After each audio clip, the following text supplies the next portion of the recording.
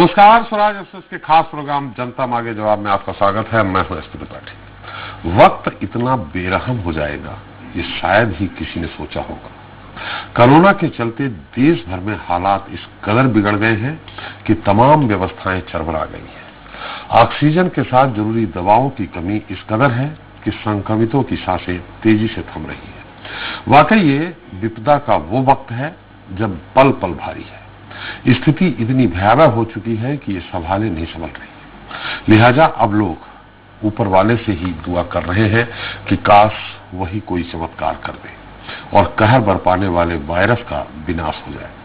खैर, ऊपर वाला कब मेहरबान होगा इसका तो पता नहीं, लेकिन अभी जो बड़ा सवाल है वो यही है कि कोरोना आखिर कैसे काबू में आएगा। क्या देश में संपूर्ण लॉकडाउन के बाद ही हालात सुधरेंगे? अगर ऐसा है तो शायद अब वो वक्त भी नजदीक आ गया है। दरअसल बंगाल में 7वें चरण का मतदान संपन्न हो गया है और 8वें और अंतिम चरण का मतदान शेष है, जो 29 अप्रैल को संपन्न हो जाएगा। उधर उत्तर प्रदेश में भी पंचायत चुनाव हो गए हैं। ऐसे में कयास ये भी लगाए जा रहे हैं कि 2 मई को चुनावी नतीजे आने से ठीक पहले या उसके फौरन बाद पीएम मोदी कोई बड़ा ऐलान कर सकते हैं। खैर, देश में संपूर्ण लॉकडाउन लगेगा या नहीं ये तो आने वाले समय में पता चलेगा, लेकिन फिलहाल शहर शहर किस तरह के हालात हैं, मध्य प्रदेश में सिस्टम किस तरह से काम कर रहा है, जनता मांगे जवाब में आज हम इसकी हकीकत जानेंगे रियल रिपोर्ट के 5वें भाग में।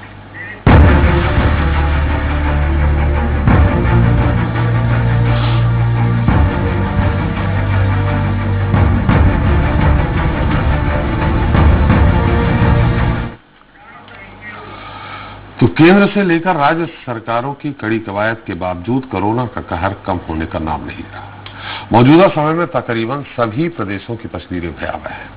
हर जगह से कोरोना के हैरान करने वाले आंकड़े सामने आ रहे हैं और इन्हें जानकर या देखकर लोगों के हौसले पस्त हो रहे हैं। हालांकि इन सब के बीच आस इस बात की भी है कि हो सकता है जल्द वो दिन आ जाए जब वायरस की बेकाबू रफ्तार पर ब्रेक लग जाए और हालात काबू में आए। लेकिन एक बार फिर पटरी पर लौटेगा, लेकिन ऐसा कैसे, कब तक होगा? इसके लिए हमारा सिस्टम कितना तैयार है, अभी किस तरह की व्यवस्थाएं हैं? शहर शहर जिस तरह के दावे वादे हैं, तस्वीरें उसके मुताबिक है या फिर उलट?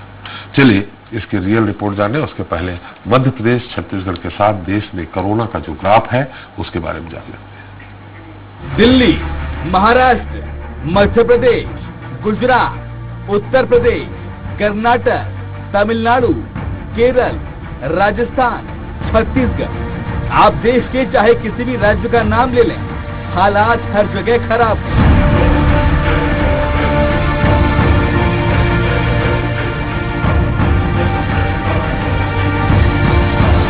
इक्कीस अप्रैल को देश में कोरोना के नए केस पहली बार 3 लाख के पार गए थे और इसके बाद से लगातार बढ़ते हुए अब 3.5 लाख के भी पार चले गए हैं। इसी तरह मौतों की संख्या भी लगातार बढ़ रही है। 25 अप्रैल को देश में सर्वाधिक 2808 मौतें हुई। भारत में सबसे ज्यादा खराब हालात महाराष्ट्र के हैं। अगर बात छत्तीसगढ़ और मध्य प्रदेश की करें तो इन दोनों राज्यों में कोरोना आउट ऑफ कंट्रोल ही है। छत्तीसगढ़ में बीते 24 घंटे के दौरान 12,500 से ज्यादा नए केस सामने आए हैं, जबकि 199 संक्रमितों की मौत हुई है। डराने वाले इन आंकड़ों के बीच कुछ राहत वाली बात यह है कि 25 अप्रैल को 11,595 मरीज स्वस्थ भी हुए हैं। ओवरऑल बात करें तो प्रदेश में अभी तक 1,24,000 के करीब सक्रिय मामले हैं, तो वहीं अब तक 7,310 लोग कोरोना की चपेट में आने के बाद अपनी जान गंवा चुके हैं।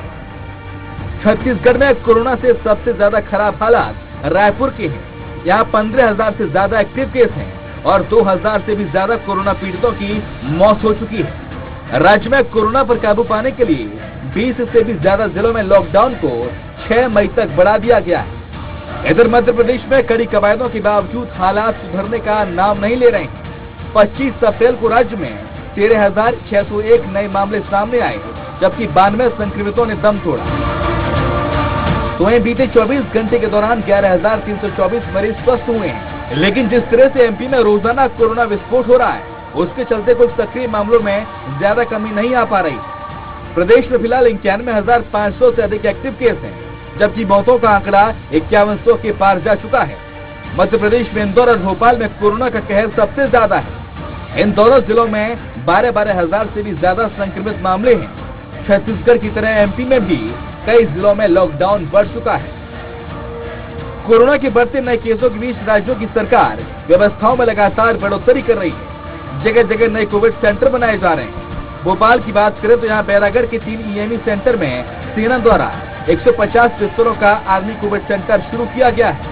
शिवराज सरकार की सभी पर सेना द्वारा महज 48 घंटे में 150 बिस्तरों का अस्पताल तैयार हुआ है। इसी तरह कोविड केयर सेंटर जबलपुर में भी बनवाया गया है। लगातार बिगड़ते हालातों के बीच व्यवस्थाएं हो रही हैं, ये अच्छी बात है, लेकिन सवाल ये है कि कोरोना जब बीते साल से देश में है, ऐसे में इंतजाम पहले से क्यों नहीं किए गए। खैर, देर से ही सही, लेकिन अब जो व्यवस्थाएं की जा रही हैं, उसके बाद देखना ये होगा कि कोरोना क्या जल्द काबू में आएगा या इसका कहर आगे भी जारी रहेगा।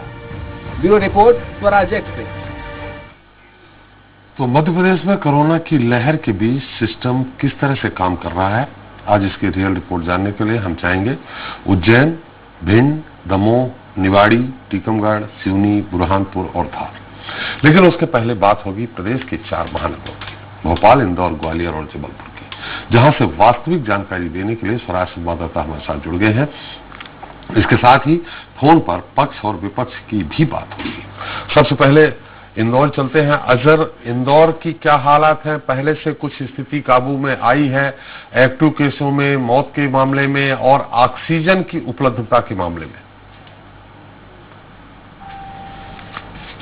देखिए, इंदौर की आपको हालात बताना चाहूंगा कि जो केस है पॉजिटिव वो लगातार निकलते जा रहे हैं। जहाँ 1841 केस कल रात जो बुलेटिन जारी हुआ था उसमें निकले थे, वही मौतों का जो आंकड़ा है वो ऑफिशियली 6 से 7 निकल रहा है। लेकिन आज जब हमने ग्राउंड रिपोर्ट एक कब्रिस्तान और मसान जाकर जानकारी लेना चाहिए तो एक मशान घाट में कम से कम 40 शव पहुंच रहे हैं, जिसमें से लगभग शहर में 10 से अधिक मशान घाट हैं तो कब्रिस्तान है। लगभग 100 मौतें तकरीबन रोज इंदौर में नजर आ रही है। तो वहीं ऑक्सीजन की बात की जाए तो ऑक्सीजन तो लगभग अस्पतालों में पर्याप्त सुविधा है, लेकिन वो मरीजों को परेशानी का सामना करना पड़ा जिनको अस्पतालों में बेड नहीं मिल रहे हैं।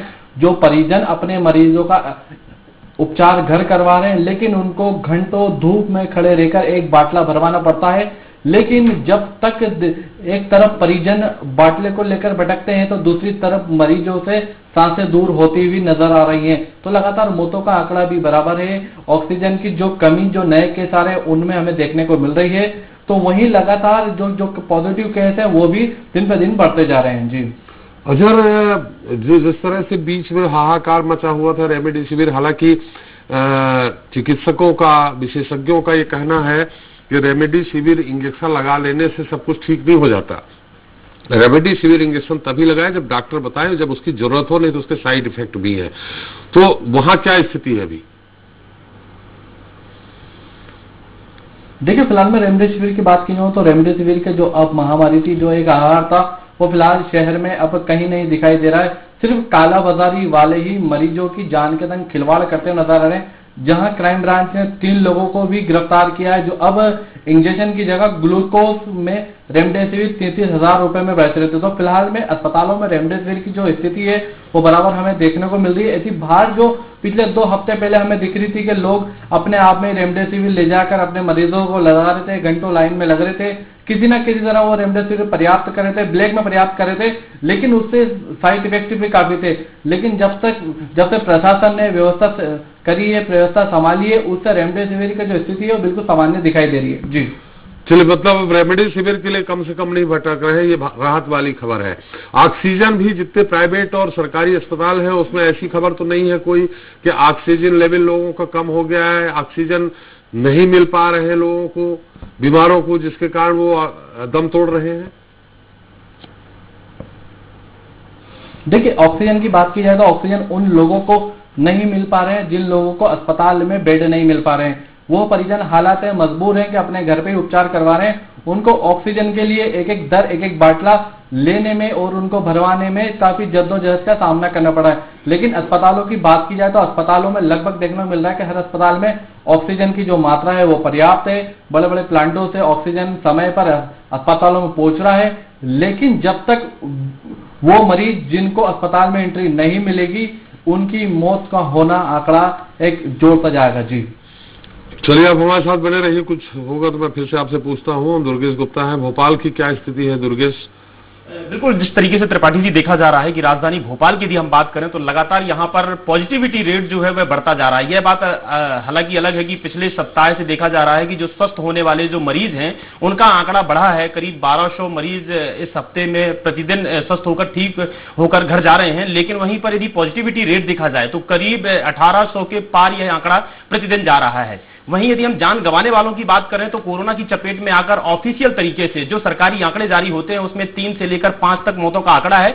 यह बात अलग है कि यदि हम ग्राउंड जीरो तक इनकी रिपोर्ट देखते हैं तो आंकड़ा कुछ और बयां करता है। करीब 100 से लेकर 150 के बीच तक यह आंकड़ा जा चुका है। जो राजधानी भोपाल में जिन शवों का दाह संस्कार हुआ उसकी पिक्चर भी कई सोशल मीडिया में बहुत वायरल हुई इन शवों के दाह संस्कार की, कि इतना आंकड़ा करीब शवों का दाह संस्कार हो रहा है। वहीं यदि हम बात करें यहां पर प्रशासन की तैयारियों को लेकर तो प्रशासन की तैयारियां, हालांकि दावे प्रशासन और सरकारें करती रही हैं कि यहां पर ऑक्सीजन की पर्याप्त उपलब्धता है, बेडों की पर्याप्त उपलब्धता है। मैं आपको बताना चाहूंगा कि राजधानी भोपाल में 10 ऐसे बड़े सरकारी और निजी अस्पताल हैं जहां पर करीब 900 आईसीयू बेड हैं और करीब 2000 के पार ऑक्सीजन बेड हैं, लेकिन वहां पर मरीजों को उचित समय पर, पर्याप्त समय पर उनको बेड नहीं मिल पाने की वजह से कई आंकड़ा ऐसा निकलकर सामने आया है जिन्होंने अपना दम तोड़ दिया है ऑक्सीजन पर्याप्त नहीं मिल पाने की वजह से और समय से बेड नहीं मिल पाने की वजह से।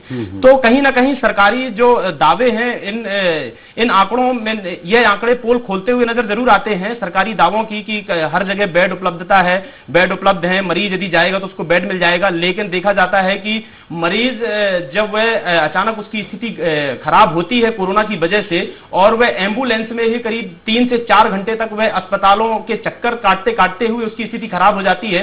72 जो कोविड अस्पताल है, प्राइवेट अस्पताल है, जो कोविड का इलाज जहां पर जारी है, जो प्राइवेट अस्पताल है यहाँ के, वहां पर वह सारे अस्पतालों के चक्कर लगाता है मगर उसको बेड नहीं मिल पाता है। कुल मिलाकर इस चरमराई व्यवस्था में कहीं पर बेड है तो ऑक्सीजन नहीं है और ऑक्सीजन है तो दुर्गेश, हम ये जानना चाहेंगे जो अभी ट्रेन की बोगियों में जो व्यवस्था की गई है कोविड पेशेंटों के लिए, क्या आप उसके बारे में भी कुछ जानकारी है आपको? ऐसा भी कहा जा रहा है लाल परेड ग्राउंड में भी अलग से व्यवस्था, पलंग लगाए जा रहे हैं, ऑक्सीजन की व्यवस्था की जा रही है, वहां किस तरह से व्यवस्था है, कब तक दुरुस्त हो जाएगा सब? बिल्कुल, जिस तरीके से आपने बताया कि ट्रेन की बोगियों में 6 नंबर प्लेटफॉर्म पर एक आइसोलेशन बनाया गया है, ट्रेन की बोगियों पर वह आइसोलेशन है। हालांकि अभी वहां पर व्यवस्था दुरुस्त नहीं हो पाने की वजह से वहां पर आइसोलेटेड पेशेंट वहां पर नहीं पहुंच पा रहे हैं। अगर हम बात करें मोतीलाल लाल परेड ग्राउंड की, जहां आपने बात करी, वहां पर जरूर 1000 बेड का प्रावधान सरकार ने किया है और सरकार और कुछ बीजेपी कार्यकर्ताओं ने और कुछ निजी संस्थाओं ने मिलकर वे कोविड सेंटर बनाने जा रहे हैं जहां पर 1000 बेड की उपलब्धता रहेगी, जहां पर बताया जा रहा है कि ऑक्सीजन बेड की भी उपलब्धता रहेगी और कुछ ऐसे आइसोलेशन वार्ड बनाए जाएंगे जिनको ऑक्सीजन की जरूरत नहीं है और वे कोविड पेशेंट हैं, कोविड से संक्रमित हैं, तो उन लोगों के लिए भी व्यवस्था रहेगी। आगामी 1 हफ्ते के अंदर यह बताया जा रहा है कि आगामी 1 हफ्ते में यह व्यवस्था दुरुस्त कर दी जाएगी। मोतीलाल विज्ञान जो ग्राउंड है वहां पर व्यवस्था की जा रही है। जी, जब ऑक्सीजन की व्यवस्था नहीं है तो वो वहां जाएगा कौन?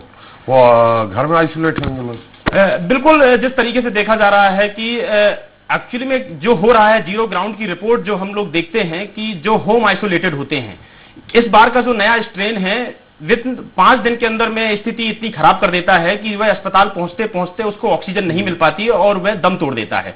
तो कहीं ना कहीं उसको एक सुविधा यह मिल पाएगी कि चूंकि वहां पर ऑक्सीजन बेड भी रहेंगे, कुछ आइसोलेट जो नॉन ऑक्सीजन बेड रहेंगे, वहां पर यदि आइसोलेटेड होता है और यदि उसकी स्थिति खराब होती है कोविड की वजह से तो वह उसको तुरंत तत्काल तरीके से ऑक्सीजन मिल पाएगी ताकि उसकी जान बच सके। जी चलिए, अब और भी जानकारी जुटाइए, हम आपके पास फिर आएंगे।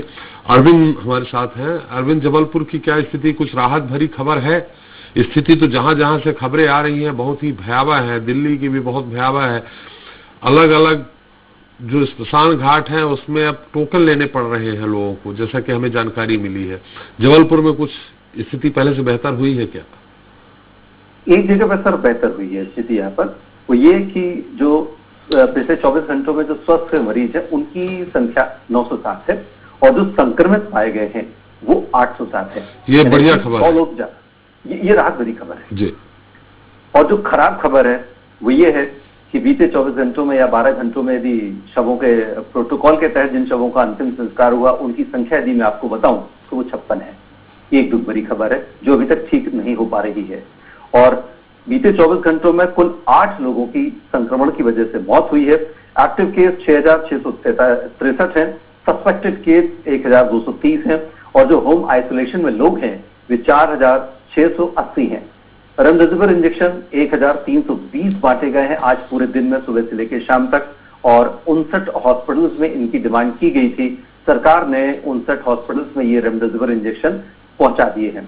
रेमडेसिविर इंजेक्शन को लेकर मारामारी कम हो गई है। शायद लोगों को अब ये समझ में आ गया है कि ये रामबाण दवा नहीं है जो लगातार चिकित्सक विशेषज्ञ बता रहे थे, लेकिन दुर्भाग्य ये था कि जबलपुर के बड़े से बड़ा चिकित्सक भी सबसे पहले बिना देखे पेशेंट को रेमडेसिविर इंजेक्शन का प्रिस्क्रिप्शन काट रहा था। तो अब स्थिति ये हो गई है कि रेमडेसिविर की उतनी डिमांड नहीं है। ऑक्सीजन की बात बता देता हूं, 3300 से बढ़कर 4000 प्रति सिलेंडर प्रति दिन की डिमांड आ गई है ऑक्सीजन की, लेकिन ऑक्सीजन का स्टॉक चूंकि पर्याप्त है। बहुत सा ऑक्सीजन इस वक्त जबलपुर की तरफ आ रहा है राउरकेला से और काफी कुछ इतवार के दिन पहुंच चुका है भिलाई से भी कुछ और रैक आने वाले हैं, टैंकर आने वाले हैं। तो उपलब्धता काफी है। निजी अस्पताल अपनी लापरवाही छोड़ दें तो शायद ऑक्सीजन की कमी से जो तमाम तरह की दुर्घटनाएं हो रही हैं उन पर रोक लग सकती है। एक और बात जो जबलपुर में देखने को आ रही है नई, वो ये कि इस वक्त जैसा कि हमने देखा था कि पहले ऑक्सीजन की मारामारी, फिर रेमडेसिविर की मारामारी, फिर उसके बाद एक पर्टिकुलर टैबलेट की मारामारी, फिलहाल जबलपुर में प्लाज्मा को लेकर काफी मारामारी है। वो संक्रमित मरीज जो कि संक्रमण के बाद ठीक हो चुके हैं, डॉक्टरों का मानना है कि ऐसे लोगों की एंटीबॉडी बहुत स्ट्रांग हो जाती है, तो यदि वे अपना प्लाज्मा दान कर देते हैं और संक्रमित मरीज को वो प्लाज्मा लगा दिया जाता है तो रिकवरी रेट बढ़ जाता है। चिकित्सकों की ये राय है, इसलिए प्लाज्मा की डिमांड बहुत ज्यादा है। सोशल मीडिया पर सबसे ज्यादा मैसेज प्लाज्मा की ही डिमांड के चल रहे हैं। लोग कांटेक्ट भी एक दूसरे से इसी बात को लेकर कर रहे हैं। तो एक जो नई बात है सामने आई है, जबलपुर में डिमांड तेजी से बढ़ी है, वो प्लाज्मा की को लेकर बढ़ी हुई है। तो इस बात की सबसे ज्यादा डिमांड है, लेकिन अभी भी वही बात कि लोग सतर्कता नहीं बरत रहे हैं, मास्क नहीं पहन रहे हैं, सोशल डिस्टेंसिंग का पालन नहीं कर रहे हैं। वो तमाम वो तस्वीरें जो हम दिखाते हैं, जो अखबारों में जो फोटो छपती हैं, उन तमाम तस्वीरों फोटो का कोई प्रभाव लोगों के ऊपर नहीं पड़ रहा है। लेकिन जरूरी यहाँ पर वही है जो कि सोशल डिस्टेंसिंग का पालन करें, मास्क पहने, ये तमाम चीजें बहुत जरूरी हैं। बिल्कुल अरविंद, बहुत जरूरी। थोड़ा सा ये भी जानना चाहेंगे कि क्या हर जगह से जो खबरें आ रही हैं कि बेड नहीं है, बेड यानी ऑक्सीजन बेड, लोग भटक रहे हैं एम्बुलेंस में लेकर के, कहीं जमीन में है ऑक्सीजन सिलेंडर लगा के, कहीं एम्बुलेंस में है, वहां क्या स्थिति? बेड पूरे सारे जितने प्राइवेट सरकारी सब में फुल हो चुके हैं।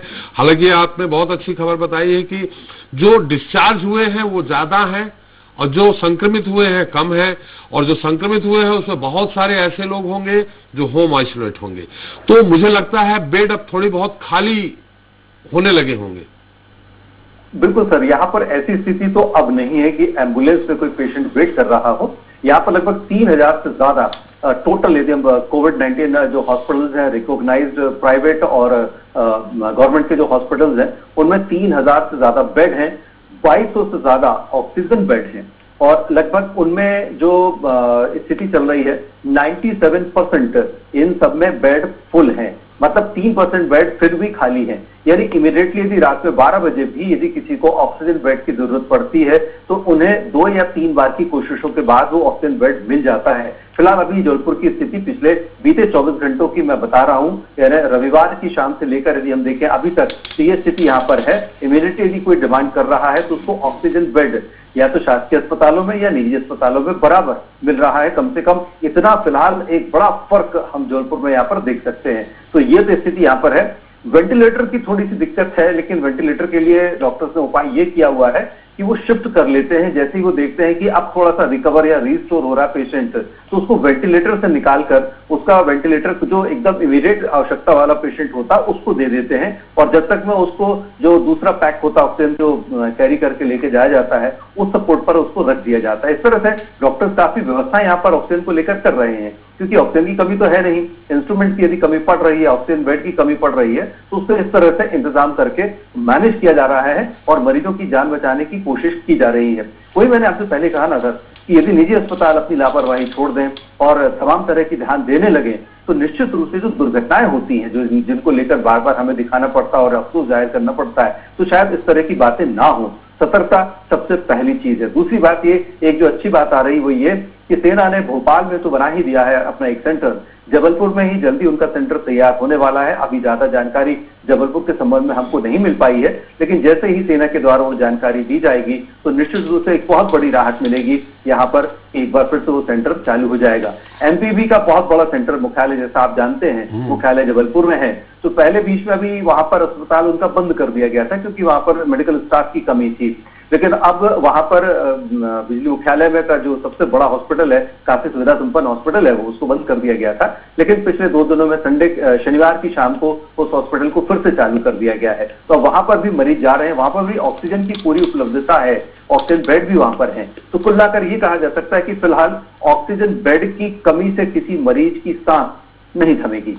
चलिए, बहुत अच्छी खबर है। हम आपके पास आएंगे, ये भी जानने की कोशिश करेंगे क्या वहां भी बोगियों की ऐसी व्यवस्था की गई है जहां कोविड मरीजों को रखा जा सके। हम आपके पास आएंगे एक बार फिर से। अरविंद, विनोद, ग्वालियर के क्या हालात है? वहां तो अपने ही पार्टी के लोग अपने ही मंत्री को कटघरे में खड़ा कर रहे हैं। भाजपा के जिला अध्यक्ष प्रद्युम्न सिंह तोमर जी के घर के सामने धरना दिए हुए हैं कि बेड नहीं मिल पा रहे हैं, लोग सुविधा नहीं मिल पा रही है, जबकि प्रद्युम्न सिंह तोमर लगातार प्रयास कर रहे हैं, यहां तक कि वो टेंट में रह करके हॉस्पिटल के सामने टेंट लगा करके वो निगरानी करने की बात कर रहे हैं। वास्तविकता क्या है?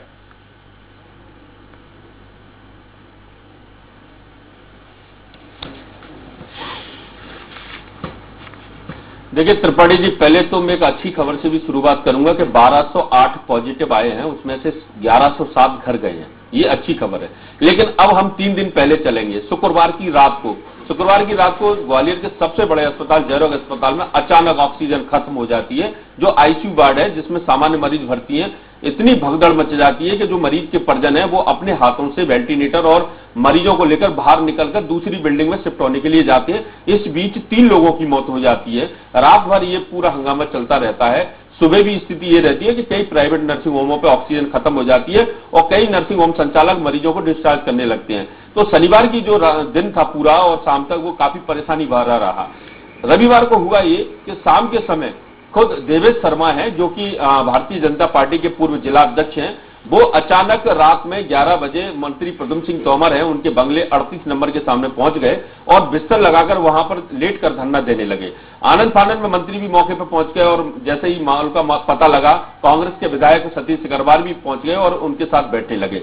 देवेश तोमर ने साफ तौर पर कहा कि लोग परेशान हो रहे हैं, रेमडेसिविर इंजेक्शन मिल नहीं रहे हैं, ऑक्सीजन वाले बेड मिल नहीं रहे हैं, लोगों को दवाई नहीं मिल रही है, लोग परेशान हैं। और उन्होंने यहां तक कि कह दिया कि मंत्री जी आप नौटंकी करना बंद करो, लोगों के स्वास्थ्य की ओर ध्यान दो। यानी साफ तौर पर आप देखिए कि एक सत्ताधारी पार्टी के मंत्री को सत्ताधारी जो दल है वो उनके पूर्व जिलाध्यक्ष इस तरह से बैठकर उनके खिलाफ बैठ गए। इसी बीच एक ट्वीट होता है पूर्व मंत्री अनूप मिश्रा, जो कि स्वर्गीय अटल बिहारी वाजपेयी के भांजे हैं, उन्होंने भी ट्वीट करके ये साफ तौर पर कहा कि कालाबाजारी रेमडेसिविर इंजेक्शन की जो हो रही है, ऑक्सीजन के जो बेड नहीं मिल रहे हैं, इस पर तत्काल इस पर ध्यान दिया जाए, हालात बुरे हो जाएंगे और स्थिति भयावह हो सकती है। तो ग्वालियर के जो हालात हैं वो अब और बेहाल होते जा रहे हैं। खुद सरकार की ही पार्टी के जो लोग हैं वो अब खुलकर सामने आ गए हैं। उन्होंने कहना शुरू कर दिया है कि स्थिति इतनी खराब है कि जब उनके ही लोगों को इंजेक्शन नहीं मिल रहे, उनको ऑक्सीजन नहीं मिल रही, स्वास्थ्य लाभ नहीं मिल रहा, बेड नहीं मिल रहे, तो आम लोगों की सोचा जा सकता है। और यहां तक कि उन्होंने कहा कि अगर पार्टी मुझे आज हटाती है तो अभी हटा दे, मैं इस्तीफा देने के लिए तैयार हूं, लेकिन जिस तरह से लोगों के साथ जो हालत हो रही है उसको मैं देख नहीं सकता। वास्तव में सही है कि जो लोग हैं वो अपने उन लोगों को फोन लगाते हैं जिनसे उनको आस है। अगर देवेश शर्मा के समर्थक हैं या उनसे मिलकर या उनसे जो मेलजोल रखते हैं वो लोग उनको फोन लगा रहे हैं। अनूप मिश्रा के लोग अनूप मिश्रा को फोन लगा रहे हैं और विभिन्न राजनीतिक दल के हैं, चाहे वो कांग्रेस बीजेपी के हो, यहां तक कि हम लोगों को भी लोग फोन करते हैं कि हमें बिस्तर की आवश्यकता है, इंजेक्शन की आवश्यकता है, लेकिन ये है नहीं, बेड नहीं है, ऑक्सीजन के बेड नहीं है। त्रिपाठी जी मैं आपको बताता हूँ, कल एक मेरे मित्र की बहुत ज्यादा तबीयत खराब हुई, लगातार मैं संपर्क में रहा, 25 जगह मैंने बात करी, लेकिन उसको ऑक्सीजन की बेड अवेलेबल नहीं हो पाया। रात में 1 बजे जाकर एक प्राइवेट नर्सिंग होम संचालक के से बात हुई और तब जाकर उसको ऑक्सीजन का बेड मिला। तो आप कल्पना कर सकते हैं कि स्थिति क्या है। ऑक्सीजन की बहुत कमी है ग्वालियर में, और सबसे ज्यादा जो मारामारी है जबलपुर में, भोपाल में, इंदौर में भले ही खत्म हो गई हो रेमडेसिविर इंजेक्शन की, लेकिन ग्वालियर में स्थिति बहुत इसके लिए कह सकते हैं मारामारी है। खुद कल रात को 12 बजे इंजेक्शन को लेकर जो यहाँ के महिला बाल विकास अधिकारी है राजीव सिंह, उनको नियुक्त किया गया था। लोगों ने उनको कलेक्ट्रेट में घेर लिया और उनकी स्थिति ये हुई कि वो लोगों के साथ धरने पे खुद जो लोग बैठे थे उनके बीच में जाके बैठ गए कि आप मुझे बताइए क्या करना चाहिए। तो अब ये स्पष्ट हो गया है कि ग्वालियर की जो स्थिति है वो अभी ठीक नहीं है। पक्ष और विपक्ष यानी कांग्रेस को अब एक मुद्दा मिल गया है कि भाई जब आपकी ही सरकार के लोग आरोप लगा रहे हैं और हमारा आरोप आप पे पहले से था, तो ये बात तो तय हो गई है कि कालाबाजारी हो रही है और लोगों को मिल नहीं रहा है। और ये भी हमारे नॉलेज में आया था कि जो इंजेक्शन है वो 50,000 से 60,000 रुपए में मिल रहा है। और ये भी कहा गया है इसमें जो कि अगर आपने इंजेक्शन जो अवेलेबल कराया, मुहैया कराए हैं ग्वालियर जिले के लिए, वो कितने अस्पतालों में गए हैं, कितने लोगों को लगे हैं, उनकी क्या डिटेल है, ये सार्वजनिक नहीं की जा रही है। मंत्री प्रद्युम्न सिंह तोमर से जब हमने बात करी तो उन्होंने कहा कि उनसे हमने कहा कि आपकी जवाबदारी है, ग्वालियर जिले के आप कोविड प्रभारी हैं और आपकी ये समूची जवाबदारी बनती है कि लोगों को स्वास्थ्य सुविधाएं मिले। आप दिन रात लगे हो, अच्छी बात है, आप अपने आप को खतरे में डालकर संक्रमण जगह पे जा रहे हो, ये भी अच्छी बात है, आपका दायित्व आपकी सरकार है और आपको लोगों ने जिम्मेदारी सौंपी है अपने स्वास्थ्य के लिए। तो आप क्यों ये नहीं बताते हैं कि जो कालाबाजारी हो रही है वो क्यों हो रही है, उसको क्यों नहीं रोक सकते हैं? आप पर आरोप लग रहे हैं, आपके ही लोग आरोप लगा रहे हैं कि मंत्री के लोग इंजेक्शन रखे हुए लेकिन नहीं दे रहे हैं। तो उनका साफ तौर पर कहना था प्रद्युम्न सिंह तोमर का कि अगर मेरा व्यक्ति या कोई भी व्यक्ति कालाबाजारी करते हुए पकड़ में आ जाता है, चाहे वो मेरा कोई खास भाई क्यों ना हो, मैं उसके खिलाफ भी कार्रवाई करूंगा, ये उन्होंने कहा है। लेकिन स्थिति जस के जस है, कोई किसी को अभी तक इंजेक्शन की उपलब्धता नहीं है। डॉक्टर और जो नर्सिंग होम संचालक है, अगर वो 100 या 50 की लिस्ट भेजते हैं तो उनको 5 या 10 मिल पा रहे हैं। मरीजों की संख्या ज्यादा है तो यहाँ सरकार को भी ध्यान देने की ज्यादा आवश्यकता है। स्थिति बहुत भयावह हो रही है दोनों ही तरफ से। विनोद, वहां भी क्या सेना के हॉस्पिटल बेड मिल रहे हैं तो ऑक्सीजन नहीं मिल रही है, ऑक्सीजन मिल रही है बेड नहीं मिल रही है, और ये सब मिल जाता है तो इंजेक्शन। विनोद, मेरी आवाज सुन पा रहे हैं? वहां भी क्या सेना के जो हॉस्पिटल है वहां व्यवस्था हो गई है कोविड पेशेंटों के लिए? क्या कोई समाज सेवी संस्थाएं अपनी तरफ से बना रही है या पार्टी बना रही है, सरकार कोई अस्थायी व्यवस्था कर रही है क्या?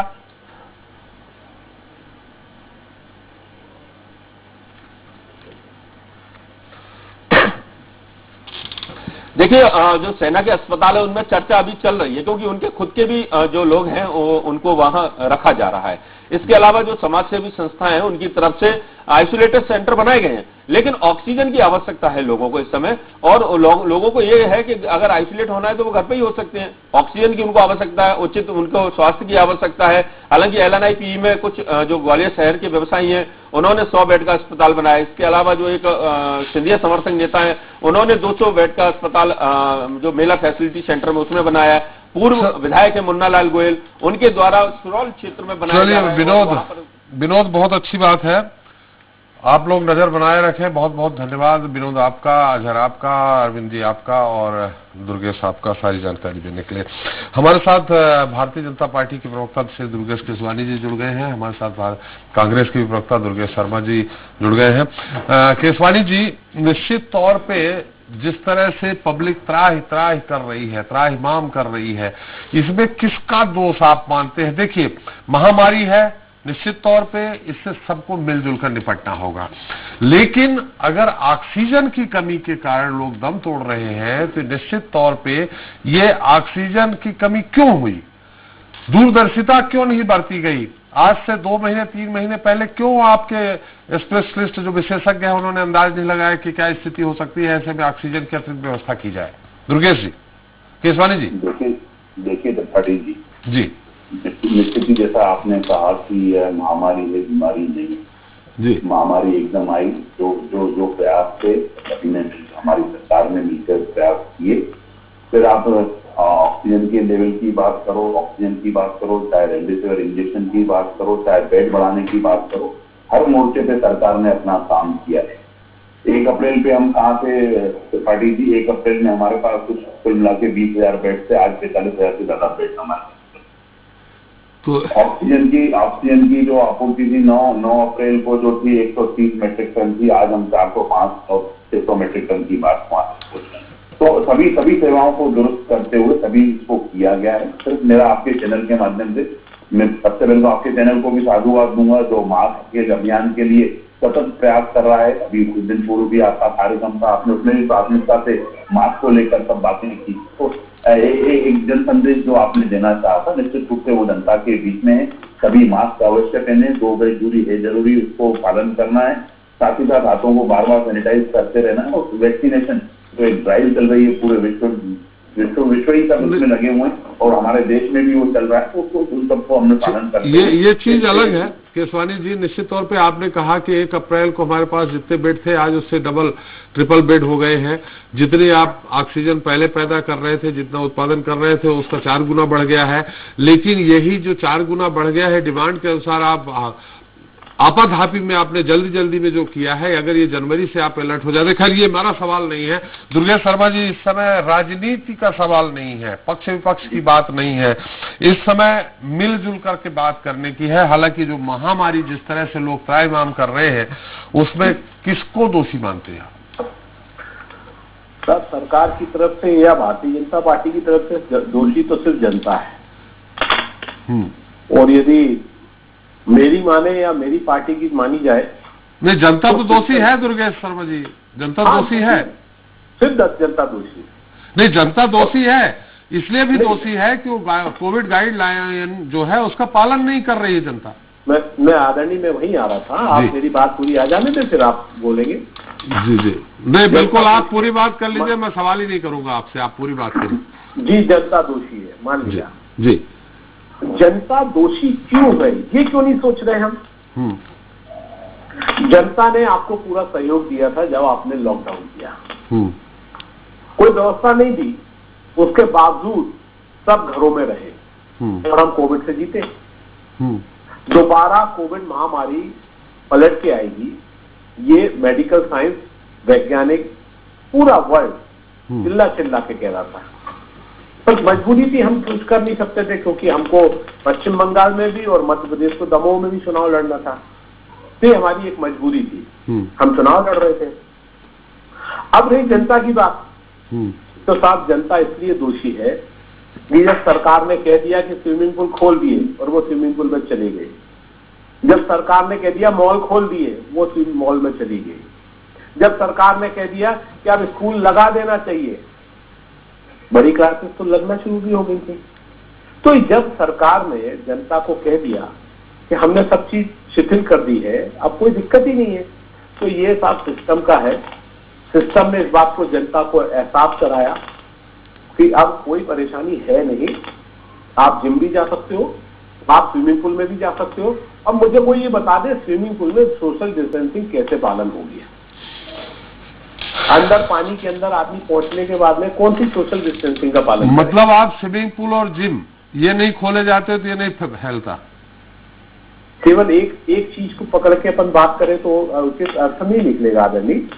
मॉल है, स्विमिंग पूल है, मार्केट के अंदर जिस तरीके की ढील हमको दी गई, हमको तो सरकार ने बताया था कि आपको सोशल डिस्टेंसिंग का पालन करना है, आपको मास्क लगाना है, नहीं तो उससे जो है वो सुझवाना है। और पुलिस प्रशासन कर रहा था।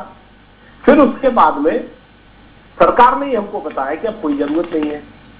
अब सरकार कह रही है कि चूंकि जनता ने उसका पालन नहीं किया इसलिए आज ऐसा हो गया। चलो मैं मान रहा हूं जनता ने उसका पालन नहीं किया। अब शिवराज सिंह चौहान जी से विनम्रता से जानकारी चाहूंगा माननीय केशवानी जी के माध्यम से कि जब आपने पिछले कोविड के दौरान मध्य प्रदेश में ऑक्सीजन की कमी हुई, महाराष्ट्र सरकार चूंकि उसके पास भी ऑक्सीजन की कमी हुई, उसने अपने घर में अपनी ऑक्सीजन रोक ली, हमको नहीं दी। हमारे यहाँ ऑक्सीजन की कमी हो गई क्योंकि हम तो दूसरे पर निर्भर थे, और जबकि दूसरे पर निर्भर हो गए और यदि वो अपनी समस्या में आएगा तो निश्चित आपका साथ छोड़ देगा। ये तो मानव एक अपनी एक सिस्टम ही होता है। जब महाराष्ट्र ने हमको पिछली बार ऑक्सीजन के लिए मना कर दिया, फिर एन जैसे भी वो दौर हमने निकाल लिया, तब एक 10 दिसंबर को माननीय शिवराज सिंह चौहान जी ने घोषणा करी कि चिंता की बात नहीं है, मैं मध्य प्रदेश में इतने ऑक्सीजन प्लांट लगा दूंगा कि मध्य प्रदेश के अंदर सरप्लस ऑक्सीजन होगी, हम महाराष्ट्र से लेकर दूसरे प्रांतों को भी देंगे। उन्होंने 27 अक्टूबर को, क्षमा चाहूंगा, 27 थोड़ा दुर्गेश जी, केसवानी जी भी सुन रहे, थोड़ा संक्षेप में कहेंगे तो ज्यादा बेहतर रहेगा। बिल्कुल, मैं बता रहा हूँ, 27 अक्टूबर को उन्होंने भूमि पूजन, जमीन भी अलॉट कर दी और भूमि पूजन भी कर दिया। ये सिर्फ और सिर्फ राजनीतिक बातें करने के लिए बैठे हैं दुर्गेश जी। मुझे लगता है कि जब आपदा, जब विपदा, जब पीड़ा, जब होती है, एक एक करके केसवानी जी 1 मिनट में आप ही को पूरा मौका दूंगा। दुर्गेश जी कृपया जल्दी आदरणीय, मैं इस बात पर चर्चा नहीं करता कि बावई का जो प्लांट है वो शिवराज सिंह चौहान नारियल फोड़ने तक सीमित रह गए, छोड़ो, मैं इस पे बात नहीं करता।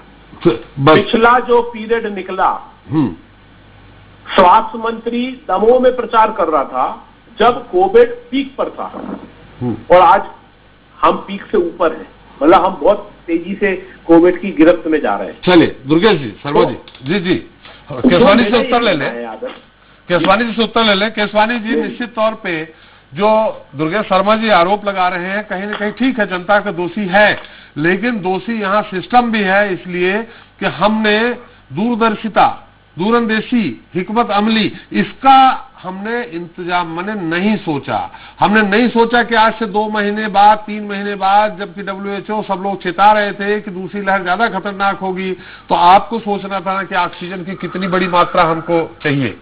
ये कहीं ना कहीं देखिए, ऑक्सीजन की मैंने पूरे जिले भर में बात की है, ऑक्सीजन की कमी हो रही है। देखिए त्रिपाठी जी, हमारे जो कांग्रेस के साथी यहाँ पे बैठ के आरोप लगा रहे हैं, राजनीति कर रहे हैं, जनता पे आरोप लगा रहे हैं, सब चीजें कर रहे हैं, वो बैठ के उनको अपना धर्म है विरोध करने का, वो उसका हथियार को, उस विरोध जैसे नामक हथियार को कैसे कैसे उपयोग करते हैं वो जाने। पर हमने एक सुखद खबर ये भी है त्रिपाठी जी, जब हम देश में आज से 4 दिन पहले 21 अप्रैल को 7वें नंबर पे थे, आज हम 11वें नंबर पे आते। कहीं ना कहीं जो प्रयास हमारी सरकार के ये ऐसे आए हैं, कम नहीं हुए केसवानी जी, कम नहीं हुए, गंभीरता दूसरे राज्यों में बढ़ गए हैं। आप तो सब जो मन में आ रहा था आपने बोल दिया, उसके बाद अब सुन तो लो आप पूरी बातें। नहीं, मैं आपको बता रहा हूँ, आपने कहा 11वें नंबर, इसलिए बोल रहा हूँ केस कम नहीं हुए हैं, डेथ की संख्या कम नहीं हुई, दूसरे राज्यों में बढ़ गई है, इसलिए आप 11वें में आए।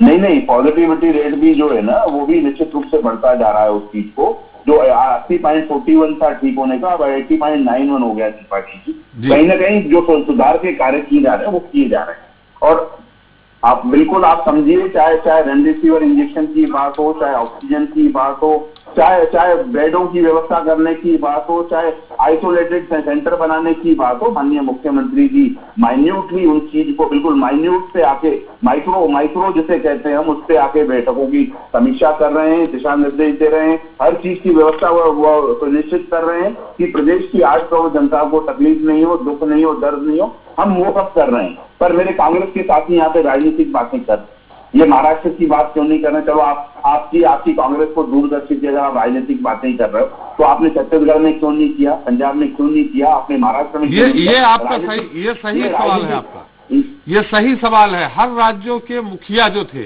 वो सब ने, किसी ने भी दूरदर्शिता का, सब में दूरदर्शिता का अभाव देखा गया। देखिए त्रिपाठी जी, तो ये राजनीति जब उनको करनी थी तो उनको उस समय राजनीति जो बातें कर रहे हैं इस समय नहीं की जाती है। आप तो ये बताइए कि अगर आप ये बता रहे हैं कि आज इनके नेतागण कहाँ हैं, कौन से किस जगह पे कहाँ पे गए हैं, आज सीएम हमारे शिवराज सिंह चौहान जी सतत 22 घंटे से ज्यादा का काम कर रहे हैं, हर चीज को मॉनिटर कर रहे हैं। हमारे गृह मंत्री नरोत्तम मिश्रा जी आज भी आइसोलेशन वार्ड के अंदर पीपीई, जहाँ आदमी एसी से बाहर निकलने का नहीं सोचता है इस भरी गर्मी में, वो पीपीई किट पहन से भरी गर्मी में उन पुलिस कर्मियों का हौसला अफजाई करने पहुंच रहे हैं। तो ये सिर्फ कांग्रेस के लोग आरोप पर लगा देने से इसलिए करना चाहते हैं। उसके विपरीत जब जनता की दुख हो, जब दर्द हो, जब तकलीफ होती है, वो उनके साथ खड़े रहना चाहिए। ट्विटर और फेसबुक पे नहीं इन सब चीजों को करना। चलिए केसवानी जी, समय कम है, दुर्गेश शर्मा जी से भी उत्तर ले लेते हैं। दुर्गेश शर्मा जी। आदरणीय, ये बात इसमें मैं पूर्णतः सहमत हूँ कि नरोत्तम मिश्रा जी आज अपने अधीन काम करने वाले पुलिस प्रशासन के लोगों को देखने के लिए अस्पताल पहुंचे। साधु आते ऐसे नेता का, ये जब स्वास्थ्य मंत्री थे तब भी ये अस्पताल में गए थे, पहुंचे थे। और साथ में ये भी तो बताएं कि वर्तमान के स्वास्थ्य मंत्री है कहाँ, उनकी भी तो जवाबदारी है। नरोत्तम मिश्रा जी ने अपने विभाग के लोगों को देख लिया। भैया स्वास्थ्य विभाग तो पूरी तरह से देखना माननीय प्रभुराम पटेल जी का मामला है, चौधरी जी, तो वे कहाँ है? दूसरा, अभी मुझसे हमारे जनप्रतिनिधियों पे बात कर रहे थे, मध्य प्रदेश के अंदर 29 सांसद है, मेरे पास 3 का हिसाब है। एक नंद कुमार चौहान जी जो हमारे बीच में नहीं है, दूसरा माननीय मुकुलनाथ जी जो अपने संसदीय क्षेत्र के अंदर हर स्तर पर काम कर रहे हैं, क्या रेमडेसिविर चाहिए, क्या ऑक्सीजन चाहिए। आज कल में ही उन्होंने 200 ऑक्सीजन सिलेंडर्स वहां पर अभी लोगों को अस्पतालों में पहुंचा के दिए, अस्पतालों में बेड की व्यवस्था, अस्पताल बनाना, सारे काम कर रहे हैं। एक तीसरा, भोपाल की सांसद, जब पिछली बार कोविड का दौर आया तो वो दांत का इलाज कराने के लिए दिल्ली में कहीं एडमिट हो गई थी, उनके दांत में दर्द था। अभी फिर से पूछा गया, जब पोस्टर लगाया गया कि भाई वे कहाँ है, तो फिर बताया गया कि वो राजनीति करना चाह रहे हैं, ये राजनीति नहीं करना चाह रहे हैं। अरे भैया सुन लिया करो ना, कोई भी एक चीज, अब आपको भोपाल सांसद की आप जो बातें कर रहे हैं भैया, जब अगर समय और दुर्भाग्य तो मुझे बताइए, मैं सब लिस्ट बता दूंगा कि उनसे प्रयास क्या। भैया मैं जब बोल रहा था, जब ये बोल रहे थे मैं शांत था। भैया मैं भी शांत हूँ। हाँ, थोड़ा सा केसवानी सुन लीजिए, बात तो सही है कि भोपाल के सांसद हैं कहाँ। मैं बता रहा हूँ ना भैया मैं बता रहा हूँ, मुझे मेरा बता दें दीजिए, फिर ये बताएंगे। हाँ ठीक है शर्मा जी बोलिए। भोपाल की सांसद आज जो है वर्चुअल मीटिंग के लिए रेलवे के संग आई कि साहब वो जो बिल्डिंग बन रही है वो आपकी अभी तक पूरी नहीं हुई, फलानी ट्रेन यहाँ नहीं आ रही, अलानी ट्रेन नहीं आ रही है। आज ट्रेनों के आने नहीं जाने से क्या मतलब निकल रहा है, या रेलवे की कौन सी बिल्डिंग बन पा रही है नहीं बन पा रही, इससे क्या मतलब निकल रहा है। यदि उपस्थित होना है तो जनता के बीच में उपस्थित होकर पूछे कि हमीदिया अस्पताल में ऑक्सीजन की कमी, या एम्स के अंदर ये पोस्टर क्यों लगा दिया गया कि हमारे पास बेड नहीं है, या जेपी अस्पताल के अंदर रोज प्रतिदिन मृत्यु क्यों हो रही है रेमडेसिविर के कारण। इसका जवाब लेने के लिए महापौर वो सांसद को आना चाहिए। चलिए हमारे बिल्कुल शर्मा जी उनका उत्तर आ जाए, समय हमारा समाप्त हो रहा। जी केसवानी जी, देखिए ये जो आरोप लगा रहे हैं, उन आरोपों का जवाब सुन लीजिए। अगर सांसद जी नहीं है भोपाल में, हाँ। तो उन्होंने सुनीता गुप्ता जो शारदा अस्पताल में उनके लिए रेमडेसिविर की बात की, राधा वल्लभ शर्मा जो अमाउंट हॉस्पिटल बालसेवरिया में उनके लिए काम किया, कोरोना जो राफी साहू है उनके कैरियर हॉस्पिटल के लिए किया, अनेक ऐसा हजारों लोगों की संख्या है जो मदद मांग रहे हैं सांसद जी से, वो मदद कर रही है। अगर कमर्श हो गई सब काम किए जाते हैं क्या? अनेकों लोगों को हॉस्पिटल में जो एडमिट कराने के लिए किसी को जो उनके पास आ रही है वो निश्चित रूप से सभी प्रयास किए जा रहे हैं। ऑक्सीजन की वो सतत मॉनिटरिंग कर रही है भोपाल शहर में। तो मुझे लगता है कांग्रेस सिर्फ राजनीति करना चाहती है, काम नहीं करना चाहती है। तो आरोप उनको मुबारक हो। अब कांग्रेस क्या काम करेगी केसवानी जी? आपने उनसे सत्ता ले ली, कांग्रेस अब क्या, सत्ता तो आपके पास है तो काम तो आपको ही करना है। भैया देखो आज विपक्ष भी बहुत बड़ा वो होता है त्रिपाठी जी। विपक्ष क्या करेगा, क्या उम्मीद करते हैं? ट्विटर और फेसबुक पे लड़ाई नहीं लड़ी जाती है। भाई विपक्ष के जनता के दुख में, जनता की तकलीफ में इनको खड़ा होना पड़ता है। पर ये लोग विपक्ष के निर्देश से प्रशासन थोड़ी चल रहा है केसवानी जी। केसवानी जी चूंकि ये सारा सिस्टम से संचालित होने वाली लड़ाई है, हम कोविड से बिना सिस्टम के नहीं लड़ सकते। पर आप यदि कोई सुझाव देते हैं कि हम इस सिस्टम को सुधारने के लिए हमको या विपक्ष को ये काम कर रहा है वहाँ अस्पताल, आप सुझाव दीजिए ना। आप ऑर्गेनाइज तो आगे बढ़िए, ऑर्गेनाइज तो बढ़ना ही नहीं चाहते हैं। आप सिर्फ आरोप लगा दे रहे हैं। जो सांसद सारा दिन रात काम कर रहे हैं, हम देख रहे हैं जो जिनकी तरफ से वो लगी हुई है एक आम आदमी के लिए, जनता के लिए, अपनी भोपाल की जनता के लिए, उससे आप आरोप लगा के पोस्टर छपा के राजनीति करना चाहते हो। चलिए हमारा समय भी समाप्त हो गया। निश्चित तौर पर दुर्गेश शर्मा जी, दुर्गेश केसवानी जी, ये महामारी का दौर है, सब लोग मिलकर काम करें, ऊपर वाले से दुआ करें। जिस तरह से लगातार अपने परिचितों की मृत्यु की खबरें आ रही हैं वो दिल को दहलाती, डर लगता है उनसे। बहुत बहुत धन्यवाद केसवानी जी आपका, दुर्गेश शर्मा जी आपका हमारे साथ चर्चा में शरीक होने के लिए। तो अब यहाँ से सीधे चलते हैं हम उज्जैन, जहाँ के हम ग्राउंड रिपोर्ट हमारे विजय नेमा जी बता रहे हैं और गिरिराज बोहरे जी भिंड से बताएंगे। विजय जी क्या खबर है? जी सर, मैं आपको बताना चाहूंगा कि उज्जैन में जो रेमडेसिविर इंजेक्शन की महामारी चल रही है, मैं आपको अपने द्वारा जुटाए गए आंकड़े बताना चाहूंगा कि जो सिंथेटिक मरीज हैं जिनका 1471 लोग हैं जिनका इलाज चल रहा है, इसमें से 875 लोगों को रेमडेसिविर इंजेक्शन लगना था, जिनमें से सिर्फ 565 लोगों को इंजेक्शन लगा है और 310 लोग वेटिंग में हैं। और इंजेक्शन की मारामारी कहीं ना कहीं साफ देखी जा सकती है। दूसरी लहर में इंजेक्शन की कमी साफ देखी जा सकती है। प्रशासन द्वारा लोगों को आश्वासन दिया जा रहा है कि की जा रही है। सर रेमडेसिविर कम है नेवा जी, लेकिन ऑक्सीजन बेड मिल पा रहे हैं लोगों को? जी, ऑक्सीजन बेड की अगर हम बात करें तो ऑक्सीजन बेड की भी काफी कमी उज्जैन जिले में साफ दिखी जा सकती है। उज्जैन जिले के अगर हम बड़नगर तहसील की बात कर लें या हम तराना तहसील की बात कर लें, तो उज्जैन की बात कर ले तो लोगों को भटकना पड़ रहा है ऑक्सीजन के लिए, और ऑक्सीजन की भी काफी मारामारी देखी जा रही है। और अगर हम बात करें कि मृतकों के आंकड़े की, तो मृतकों के आंकड़े की पिछली बार हमने 131 बताए थे, जिसमें 9 का इजाफा हुआ। और हमारे आंकड़े की अगर बात करें हम तो दो घाटों पे यहाँ शमशानों पे जलाया जा रहा है, जिसमें 35 लोगों को रोज 70 लोगों को यहाँ पर जलाया जा रहा है, और जगह भी शमशान में कम पड़ रही है। चलिए, भिंड से हमारे साथ गिरिराज बोहरे जी हैं। गिरिराज जी, भिंड की क्या स्थिति है? जी बिल्कुल, मैं बताना चाहेंगे भिंड में जो अभी टोटल एक्टिव केस है वो 240 है। कल भी देर रात रिपोर्ट जो आई उसमें 43 कोरोना पॉजिटिव मरीज आए, लेकिन देखने वाली अभी तक यहाँ 11 मरीजों की डेथ हो चुकी है कोरोना से।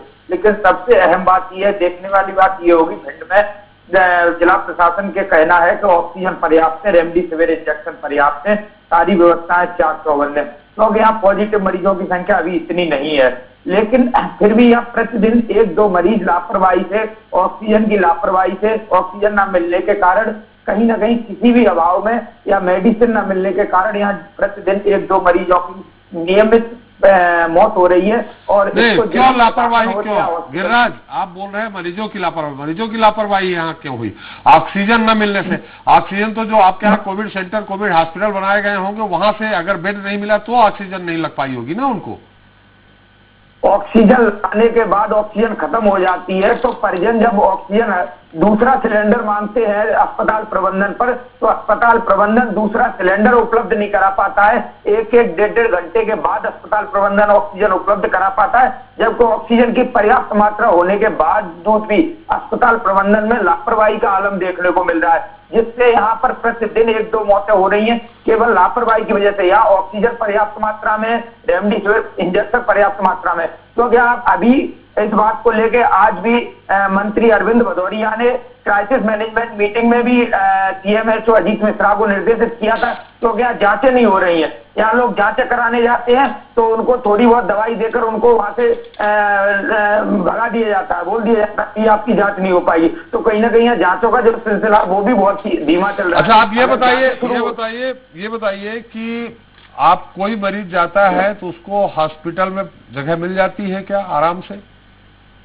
नहीं, हॉस्पिटल में अगर देखा जाए तो यहाँ पर आराम से जगह तो नहीं मिलती, तो ज्यादातर यहाँ प्रयासों से ही जगह मिलती है। और यहाँ अब क्या है कि ग्वालियर में ऑक्सीजन की कमी होने के कारण, मुरैना में ऑक्सीजन की कमी होने के कारण, तो वहां से जो मरीज हैं वो भी यहाँ भिंड में आकर ऑक्सीजन की मात्रा होने के कारण यहाँ भिंड में आकर इलाज के लिए भर्ती हुए। परसों देर रात कोई जब ग्वालियर में एक ऑक्सीजन की कमी है तो 40 मरीज ग्वालियर से आकर भिंड में यहाँ ऑक्सीजन की वजह से यहाँ आकर वो एडमिट हुए, जिनका यहाँ उपचार हुआ। तो कहीं ना कहीं यहाँ बेडों की संख्या भी कम है, कोविड सेंटर नहीं बनाए, केवल जिला चिकित्सालय के बलबूते पर ही यहाँ कोरोना से लड़ाई लड़ी जा रही है। कहीं ना कहीं अस्पताल प्रबंधन हो या जिला प्रशासन लापरवाही तो दिख रही है, क्योंकि अभी तक अगर और मरीज बढ़ते हैं तो यहाँ कोई ऐसी व्यवस्था नहीं है, कोविड सेंटर नहीं बनाया गया जहाँ पर मरीजों का। चलिए गिरिराज, बिल्कुल सही। हम चलते हैं दमोह, जहाँ तिवारी हमारे साथ हैं, लक्ष्मीकांत तिवारी। लक्ष्मीकांत जी, चुनाव खत्म हो गए, वोटिंग हो चुकी है, अब क्या स्थिति है? क्या ज्यादा से ज्यादा अब जांच हो रही है, और जांच हो रही है तो कितने पॉजिटिव पाए जा रहे हैं, किस तरह से डेथ हो रही है? निश्चित रूप से सर, उपचुनाव के बाद दमोह जिले में कोरोना संक्रमित मरीजों का हर दिन विस्फोट हो रहा है। बीते साल की रिकॉर्ड सर्वाधिक संख्या 68 थी, जो इस साल दोहरे शतक के साथ 218 रिकॉर्ड दर्ज हो गई है। पिछले एक सप्ताह से जिले में हर दिन मरीजों के शतक लग रहे हैं, लेकिन शनिवार को दोहरा शतक लगा। शनिवार को कुल 218 संख्या पॉजिटिव पाई गई मरीजों की। जिले में अब तक कुल एक्टिव केस की संख्या सर 1035 हो गई है। अभी तक कुल 83,809 की सैंपलिंग रिपोर्ट प्राप्त हुई थी, जिसमें से 5,063 पॉजिटिव पाए गए थे, जिनमें से 3,400 मरीज स्वस्थ होकर घर पहुंच गए हैं। पॉजिटिव मरीजों के मौत के मामले में सर, मौत के आंकड़े हैं जो प्रशासन द्वारा सही आंकड़े नहीं दिए जा रहे हैं। अभी तक सरकारी आंकड़ों में सिर्फ 104 मरीजों की मौत होना बताया गया है, जबकि अभी तक करीब 300 लोगों की मौत हो चुकी है। पिछले 26 दिन की अगर सर बात की जाए तो मरने वालों की संख्या 154 हो चुकी है, लेकिन सरकारी आंकड़े अभी भी 104 पर ही अटके हुए हैं। जिला अस्पताल से जिले में कुल 489 बेड उपलब्ध है सर, जिसमें आईसीयू बेड की संख्या 14 है। 801 ऐसे मरीज हैं जो होम आइसोलेटेड हैं। स्टाफ की अगर बात की जाए सर तो यहाँ 18 डॉक्टर की आवश्यकता है, जहां पर केवल 8 डॉक्टर ही काम कर रहे हैं। 40 नर्सों की जगह मात्र 17 नर्सें हैं जो काम कर रही हैं। सपोर्टिंग स्टाफ की अगर बात की जाए सर तो 20 कर्मचारी ही कार्य कर रहे हैं। सिविल सर्जन डॉक्टर ममता तिवारी का कहना है कि स्टाफ और संसाधन के अभाव के कारण मरीजों की और साथ ही मरीजों की अधिक संख्या होने के कारण परेशानी हो रही है। हालांकि वरिष्ठ अधिकारियों को इसकी जानकारी दे दी गई है। एक और समस्या है कि मुक्तिधाम में सबसे ज्यादा विकट स्थिति देखने मिल रही है। अंतिम संस्कार के समय जो एक शव के हिसाब से लकड़ियां जमाई जाती हैं, उस पर एक की जगह 2 शव रखकर जलाए जा रहे हैं सर। इसके पीछे लकड़ियों की कमी होना। जी सर, ऐसा क्यों हो रहा? इसके पीछे सर लकड़ियों की जो कमी होना प्रमुख कारण निकल के सामने आ रहा है। लकड़ियों का इंतजाम मुक्तिधाम में नहीं हो पा रहा है और निश्चित रूप से सर जिस रोज जहां 1-2 शव जला करते थे, वहां दर्जनों में और आधा दर्जन के करीब जब शव जलने लगेंगे तो यह स्थिति बन रही है सर दमोह में। सबसे संवेदनशील सर एक मामला और है कि निजी एम्बुलेंस संचालक है, वह भी जमकर मनमानी कर रहे हैं। दमोह से जबलपुर तक कुल 105 किलोमीटर का सफर है, जिसमें मरीजों को ऑक्सीजन लगाकर ले जाने का किराया 19,000 रुपए वसूले जा रहे हैं सर। मजबूर परिजन पैसों का मोह न देखते हुए लुट-पिट कर अपने परिजनों की जान बचाने का प्रयास कर रहे हैं। चलिए बिल्कुल लक्ष्मीकांत, हमें और जिलों की खबर देनी है। आप बहुत अच्छी खबर दे रहे थे, हम फिर से आपके पास कल फिर हम जानकारी लेंगे। निवाड़ी से हमारे साथ विवेक दांगी जी जुड़ गए हैं। विवेक जी, थोड़ा संक्षेप में खबर दीजिएगा, क्या है, कुछ अच्छी खबर है क्या वहां से, या जिस तरह से पूरे मध्य प्रदेश पूरे देश में हाहाकार मचा हुआ है वही आपके यहाँ भी है? जी, यहाँ भी कोई अच्छी खबर सर इस वक्त नहीं है, क्योंकि निवाड़ी जिले में भी डेथ रेट अब बढ़ रही है।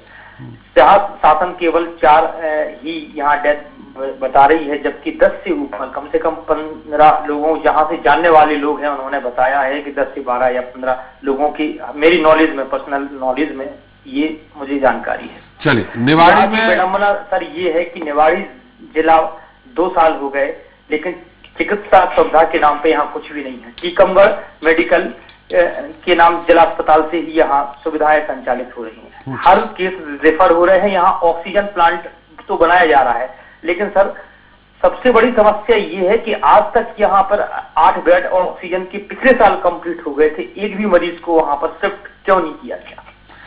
नहीं, आप ये बताइए, वहाँ कोई निवाड़ी जिला अस्पताल में कोई भी कोविड पेशेंट नहीं एडमिट है? नहीं, यहाँ रेफर करते हैं, या तो दतिया मेडिकल कॉलेज भेज दिया जाता है या जिला अस्पताल टीकमगढ़ भेज दिया जाता है। ऐसे में जब दूसरे जिले के मरीज जाते हैं तो वो लोग बताते हैं कि हमारे साथ जो व्यवहार होता है, एक दोहरी मानसिकता, भाई ये फलाने जिले के हैं, तो उन्हें उतना तवज्जो वहाँ स्टाफ नहीं देता है। वो अपने यहाँ के मरीजों को ठीक करने आपके यहाँ कुल पॉजिटिव पेशेंट कितने हैं जिले में?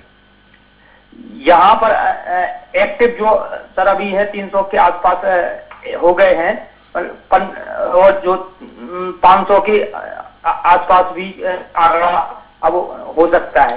नहीं तो 300 ये कहाँ है? 300 जो एक्टिव केस हैं ये घर में आइसोलेट हैं कि कहीं हॉस्पिटल चले गए, बाहर चले गए? आइसोलेट हैं, कुछ सर हॉस्पिटलों में है, कुछ झांसी पर्सनल रूप से अपना उपचार सर ले रहे हैं, कुछ ग्वालियर ले रहे हैं, जिनके पास व्यवस्थाएं हैं, पैसा है सर, वो अपने। आपके यहाँ से विजय सिंह जी जो पूर्व मंत्री हैं वो भी पॉजिटिव पाए गए, उनकी क्या स्थिति है, आपको नॉलेज है कुछ?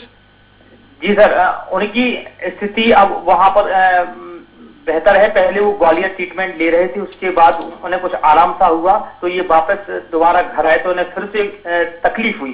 तो ये झांसी एक पर्सनल जो प्राइवेट वो अस्पताल है, वहां उन्होंने ट्रीटमेंट दिया, लेकिन वहां भी उन्हें सुधार नहीं हुआ। फिर उनकी जो बात अपर लेवल पे हुई, फिर उनको एयर एम्बुलेंस के माध्यम से अब भोपाल पहुंचाया गया है। तो उनके पुत्र से हमारी बात, जो परिवार के लोग थे उनसे चर्चा हुई थी मैसेज के माध्यम से, वो बोले अभी बेहतर स्थिति में है। चलिए, बहुत अच्छी बात है। हम टीकमगढ़ चलते हैं। राजेश जी, टीकमगढ़ की क्या स्थिति है? हमारे सबसे पहले तो बताइए कि ऑक्सीजन वहां उपलब्ध है पर्याप्त, मरीजों को भटकना तो नहीं पड़ रहा है, और कितने पॉजिटिव केस हैं, कितने अगर एडमिट हुए हो तो डिस्चार्ज कितने हो गए? जी सर, मैं बता दूं, यहाँ टीकमगढ़ अगर 4 दिन के मेडिकल बुलेटिन के हिसाब से बात की जाए तो 22 तारीख को यहाँ 192 पेशेंट पॉजिटिव आए थे। हाँ। इसमें 129 पेशेंट कोरोना को मात देकर अपने घर गए थे और 2 पेशेंटों की मौत हुई थी। ये सर ये मेडिकल बुलेटिन कह रहा है। और 23 तारीख में इस हिसाब से 170 पॉजिटिव और 128 अपने घर गए थे और 3 की मौत हुई थी। इसी प्रकार से 24 को 193 और 157 और 0 की मौत दर्शाई थी। ये मेडिकल बुलेटिन कह रहा है, आपकी जानकारी क्या है? लेकिन इसमें सर जो मौतों का आंकड़ा है ये मेडिकल बुलेटिन में गलत दर्शाया जा रहा है, क्योंकि जिस दिन करीब हर रोज करीब 10 से 12 पेशेंटों की मौत हो रही है और यहाँ मेडिकल बुलेटिन में 3 से 4 मौत का आंकड़ा दिखाया जाता है। तो कहीं ना कहीं प्रशासन यहाँ का जो जिला अस्पताल प्रबंधन है ये मौतों के आंकड़ों को छुपा रहा है। और यहाँ तक ऑक्सीजन की अगर बात की जाए तो ऑक्सीजन प्रशासन कहता है कि हमारे पास ऑक्सीजन पर्याप्त मात्रा में है, लेकिन जो पेशेंट वहाँ भर्ती होने जाते हैं तो उन्हें ऑक्सीजन नहीं मिलती और यहाँ पे पेशेंट को भर्ती करने से भी मना कर दिया गया है। करीब 3-4 दिन से देखने में ये आ रहा है कि यहाँ जो भी पेशेंट भर्ती के लिए जाता है उन्हें साफ इनकार कर दिया जाता है कि यहाँ ना तो बेड खाली है ना ऑक्सीजन है, आप अपने हिसाब से ऑक्सीजन लाइए तब हम आपको यहाँ पे भर्ती कर पाएंगे। क्योंकि यहाँ जो 4 डॉक्टर थे जो कोरोना का इलाज कर रहे थे वो हालांकि 4 दिन पहले ही पॉजिटिव पाए गए थे, उस दिन से ना तो सैंपलिंग की जा रही है और ना पेशेंटों को भर्ती किया जा रहा है। चलिए, बहुत बहुत धन्यवाद आप सारी जानकारी के लिए। सिवनी चलते हैं जहां राजेंद्र तरवरे हमारे साथ हैं। राजेंद्र जी, सिवनी की क्या स्थिति है? जी, मैं बता दूं कि जिले में जो है कोरोना जमकर कहर बरपा रहा है। ग्रामीण क्षेत्र हो या शहरी इलाका, सभी जगह कोविड के केस सामने आने से लोग जो है डरे हुए हैं। आप तो आंकड़े बताएं। यदि बात करें आंकड़ों पर तो यहाँ पे जो है कुल कोविड के आज जो है 142 केस सामने आए हैं। वहीं कुल जो केस है 109 केस अब तक कोरोना के एक्टिव केस जिले में हैं। जी, डेथ है। पहले तो ये बताइए वहाँ हॉस्पिटल है जहाँ कोविड पेशेंट भर्ती हो सके? जी, मैं बता दूं कि यहाँ पे जो है जिला चिकित्सालय में कोविड के पेशेंटों को भर्ती किया जाता है। यहाँ पे बेड की स्थिति यदि पर गौर फरमाए तो 400 बिस्तरों का यह अस्पताल है, जिसमें महज ही 160 बेड जो है कोविड पेशेंटों के लिए सुरक्षित किया गया है। रही बात मौत के आंकड़ों की, तो मौत के आंकड़ों वैसे तो जिला प्रशासन अभी तक यहाँ पे जारी नहीं कर रहा है, लेकिन शमशान घाटों की जो स्थिति देखें तो मुख्यालय में ही 35 से 40 लोगों का अंतिम संस्कार प्रतिदिन किया जा रहा है, जिससे निश्चित जो आंकड़े सामने आ रहे हैं। नहीं, ये 35 से 40 जो अंतिम संस्कार हो रहा है ये कोविड प्रोटोकॉल के अनुसार हो रहा है क्या? जी, निश्चित ही बता दूं कि इस प्रोटोकॉल को तो यह नहीं माना जा सकता कि यह कोविड के ही केस है, लेकिन जो शमशान घाटों में प्रतिदिन जो लाशें जल रही हैं वह निश्चित ही कहीं ना कहीं कोविड के ही हो सकते हैं, क्योंकि इससे पहले कभी भी इतनी लाशें एक साथ नहीं जली हैं। प्रशासन चूंकि इस मामले में कुछ भी बताने को तैयार नहीं है, इसलिए इसे बिल्कुल भी नहीं कहा जा सकता कि यह कोविड के ही केस थे। जी चलिए तरवरे जी, धन्यवाद। राजेश निम्भोरकर जी हैं बुरहानपुर से। राजेश जी, आपके यहाँ थोड़ा संक्षेप में समय समाप्त हो रहा है, इसलिए संक्षेप में आपके यहाँ की भी जानकारी चाहेंगे। ऑक्सीजन की क्या स्थिति है, कुल बेड कितने हैं, कितने पॉजिटिव हैं, कितने होम आइसोलेशन है? जी बिल्कुल, बुरहानपुर में जहाँ तक अन्य स्थानों की जैसे भयावह तस्वीर सामने आ रही है उस तरीके का बुरहानपुर में अभी तक माहौल नहीं है।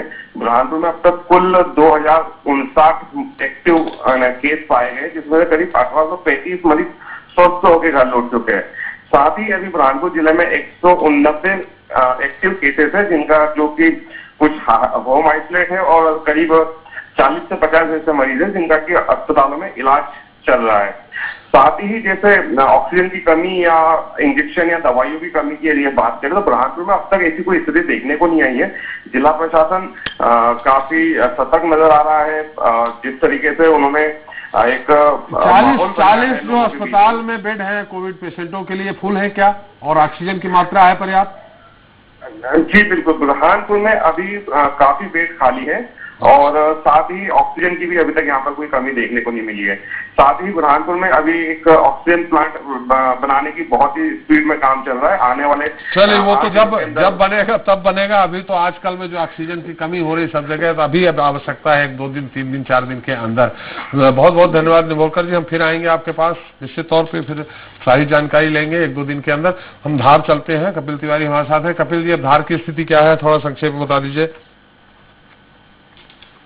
कपिल, मेरी आवाज आ रही? जी सर। धार की स्थिति क्या है?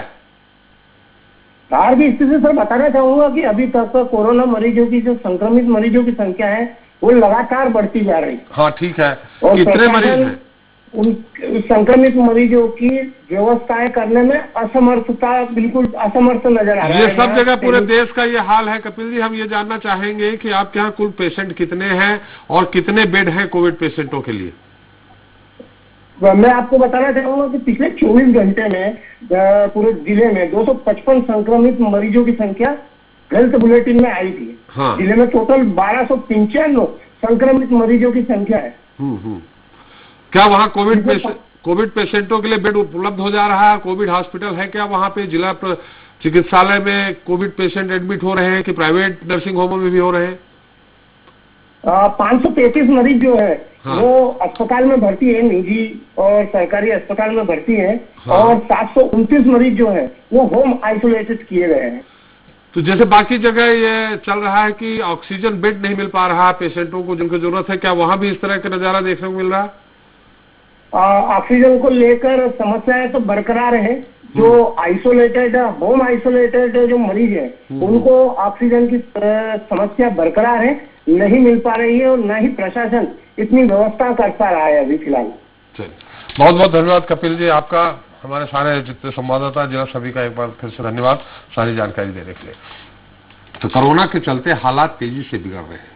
हालांकि स्थितियों को सुधारने के लिए सरकार कड़े प्रयास कर रही है, साथ ही व्यवस्थाएं भी बनाई जा रही है। अस्पतालों में बेड बढ़ाने के साथ ही नए कोविड सेंटर बनाए जा रहे हैं। इसके अलावा ऑक्सीजन न सिर्फ अभी बल्कि कभी कमी न हो इस दिशा में भी काम हो रहा है। लेकिन वायरस की जो विकरालता है उसकी वजह से तमाम व्यवस्थाएं फिलहाल कम पड़ रही है। फिलहाल कोरोना पर काबू पाने के लिए जो भी जतन हो रहे हैं उसके बाद देखना यह है कि क्या तस्वीर भी चल बदलेगी या फिर वक्त बहुत लगेगा। इसी के साथ जनता आगे जवाब मिलता है। नमस्कार।